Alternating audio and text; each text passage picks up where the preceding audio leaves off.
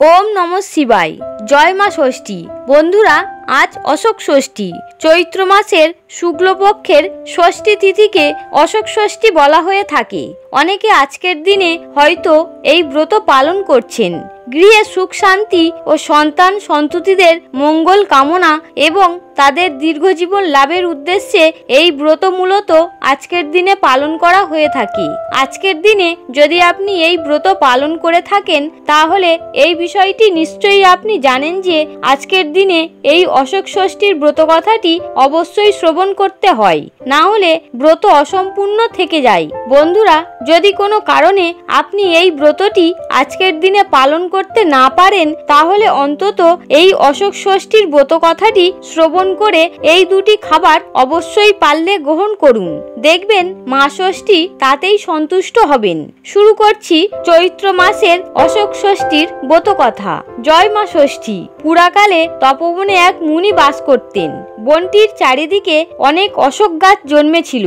মুনি একদিন সকালে পূজোর ফুল তুলতে তুলতে দেখলেন একটা অশোক গাছের গোড়ায় সুন্দর একটি সদ্যজাত মেয়ে কাঁদছে। মুনি তখনই মেয়েটিকে তুলে নিয়ে তার আশ্রমে ফিরে গেলেন। পরে ধ্যান করে তিনি জানতে পারলেন যে অভিশাপের ফলে হরিণ রূপী এক স্ত্রীলোক এই মেয়েটিকে প্রসব করেছে। মুনি মেয়েটিকে খুব যত্নে লালন পালন করতে লাগলেন। হরিণীও রোজ একবার করে এসে মেয়েটিকে দুধ খাইয়ে যেতে লাগলো। অশোক গাছের গোড়ায় তাকে পাওয়া গেছিল বলে মুনি মেয়েটির নাম রাখলো অশোকা। এইভাবে মেয়েটি ক্রমে বড় হয়ে উঠল।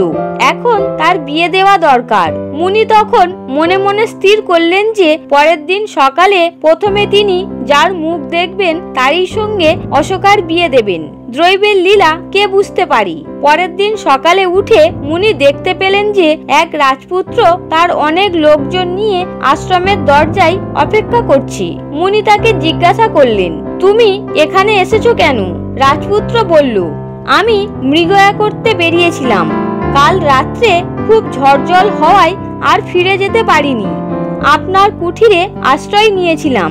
মুনি দেখলেন ভালো সুযোগ। তখন তিনি রাজপুত্রকে নিজের ইচ্ছার কথা জানালেন। মুনির কথা শুনে রাজপুত্র মেয়েটিকে বিয়ে করতে রাজি হলো। আর মুনি রাজপুত্রের হাত ধরে অশোকাকে তার হাতে সঁপে দিলেন। মুনি পরে বললেন, কুমার, আমি তোমার পরিচয় জানি না, আর তুমিও এর পরিচয় জানো না, তবুও আমার কথায় তুমি একে বিয়ে করলে। তুমি আর তোমার বাবা এই বিয়েতে খুশি হবে। অশোকা খুব গুণী মেয়ে। তারপর মুনি আবার অশোকাকে বললেন, মা অশোকা, এই অশোক ফুলের বীজগুলো দিচ্ছি, এগুলো সঙ্গে নিয়ে যাস। আর এখান থেকে যাওয়ার পথে এই বীজগুলি রাস্তায় ছড়িয়ে দিস। তাহলে রাজবাড়ি পর্যন্ত অশোক গাছের সারি হয়ে যাবে। আর দরকার হলে তুই একলাই এই অশোক গাছের সারি ধরে আমার কাছে পথ চিনে আসতে পারবি। আর অশোক ফুলগুলো শুকিয়ে রেখে দিস। চৈত্র মাসে অশোক ষষ্ঠীর দিনে এগুলো খাস, তাহলে জীবনে কখনো শোক তাপ পাবি না। মুনিকে প্রণাম করে রাজপুত্র অশোকাকে সঙ্গে নিয়ে রাজবাড়িতে ফিরে গেল। রাজা রানী সব শুনে খুশি মনে ছেলে বৌমাকে বরণ করে ঘরে তুললেন। তারপর বেশ কিছুদিন কেটে গেল। অশোকার 7 ছেলে এবং 1 মেয়ে হয়েছে। রাজা রানী সময় মতো সকলকেই বিয়ে দিয়ে স্বর্গে গেছেন। একবার চৈত্র মাসের শুক্লা ষষ্ঠীতে রাজার বাৎসরিক শ্রাদ্ধের তিথি পড়ল।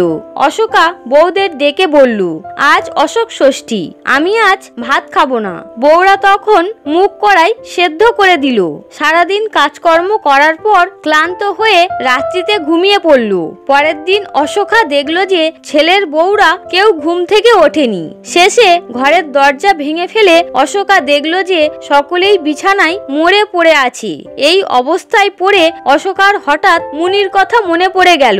তখনই সে অশোক গাছের সারি ধরে মুনির কাছে গিয়ে উপস্থিত হলো। মুনি অশোকার সব কথা শুনে ধ্যান করে সব কথা জানতে পারলেন। আর অশোকাকে বললেন, তোর বৌমারা যখন মুখ কড়াই সেদ্ধ করেছিল তখন অসাবধানে একটা ধান তার মধ্যে পড়ে গিয়েছিল, আর তাই খাওয়ার জন্যই সেই পাপে এই দুর্দশা হয়েছে তাদের। যা, তুই এই কমণ্ডুলির জল নিয়ে গিয়ে মাখিয়ে তাদের গায়ে ছিটিয়ে দে, তাহলেই সকলেই বেঁচে উঠবে। অশোক ষষ্ঠীর দিন খুব সাবধানে 6টি অশোক ফুলের কুঁড়ি 6টি মুখ কড়াই এবং দই দিয়ে খেয়ে পরে অন্য জিনিস খাস। মুনির কাছ থেকে কমণ্ডলুর জল নিয়ে এসে অশোকা সবার গায়ে ছিটিয়ে দিতে তারা সকলেই বেঁচে উঠল।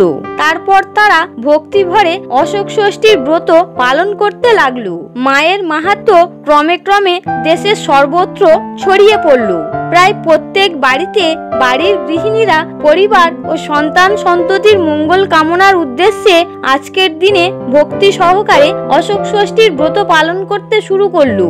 বন্ধুরা, চৈত্র মাসের শুক্লাপক্ষের এই ষষ্ঠী তিথিতে অশোক ফুল, মুখ কড়াই এবং দই খাওয়ার বিধান রয়েছে। যারা এই ব্রত পালন করে থাকেন তাদের আজকের দিনে এই 3টি খাবার অবশ্যই গ্রহণ করা প্রয়োজন। মূলত বাড়ির স্ত্রী লোকেরা এই ষষ্ঠীর পূজা করে থাকে। প্রত্যেকে এই দিন 6টি অশোক ফুল, 6টি মুখ কড়াই দই মাখিয়ে খেয়ে থাকেন। এই দিন ব্রত পালন ও মায়ের পূজা সম্পূর্ণ হওয়ার পর এই ব্রত কথাটি অবশ্যই শ্রবণ করা প্রয়োজন। আশা করি বন্ধুরা এই ব্রত কথাটি শ্রবণ করে আপনাদের ভালো লেগেছে। ভিডিওটি দেখে যদি ভালো লাগে তাহলে অবশ্যই একটি লাইক করবেন এবং কমেন্টে অবশ্যই জয় মা ষষ্ঠী লিখতে ভুলবেন না।